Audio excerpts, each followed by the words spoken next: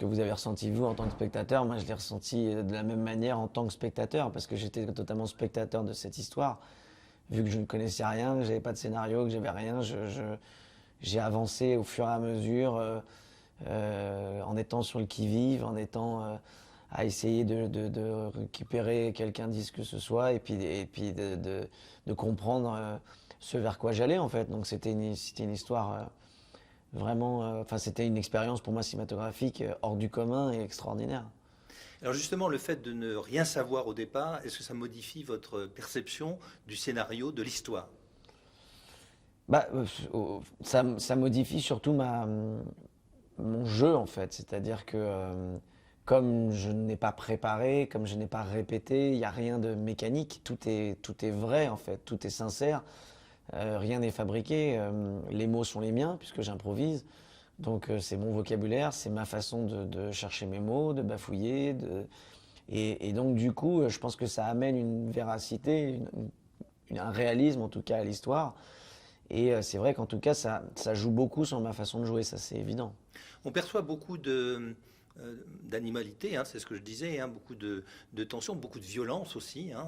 Alors bien sûr, j'ai cru comprendre que vous pensez qu'il n'y a pas de violence explicite. Oui, oui, il y a une violence qui est suggérée en fait, mais après elle est difficilement retenable cette violence parce que un homme qui recherche son fils qui a disparu et qui comprend au fur et à mesure qu'il a été enlevé, bon bah c'est vrai que forcément ça, ça, ça, ça produit chez lui une réaction très violente, ce qui est plutôt compréhensible, quoi. Est-ce que vous êtes surpris vous-même par cette rage qui s'exprime dans ce film? Non, absolument pas.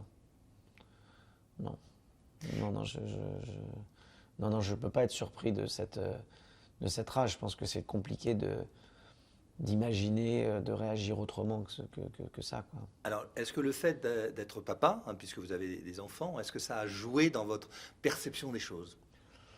Bah, forcément, oui, parce que quand Christian m'en avait parlé du film, c'était il y a bien longtemps, c'était en 2003, je n'étais pas encore père. Et c'est évident que le fait d'être père nourrit le personnage et nourrit les sentiments, les émotions qu'on peut ressentir tout au long de cette histoire, c'est évident. Après, c'est pas mon histoire, mais c'est évident que oui, ça permet de. Maintenant, il y a plein de rôles que j'ai pu faire dans ma vie, comme un tueur en série dans La prochaine fois je viserai le cœur. J'ai jamais tué personne, donc c'est aussi le métier d'acteur et le travail d'acteur d'aller puiser ailleurs sur des ressentis qui ne soient pas forcément des choses vécues, quoi. Est-ce qu'à certains moments du tournage, vous avez été perdu? Est-ce que finalement, Ouais.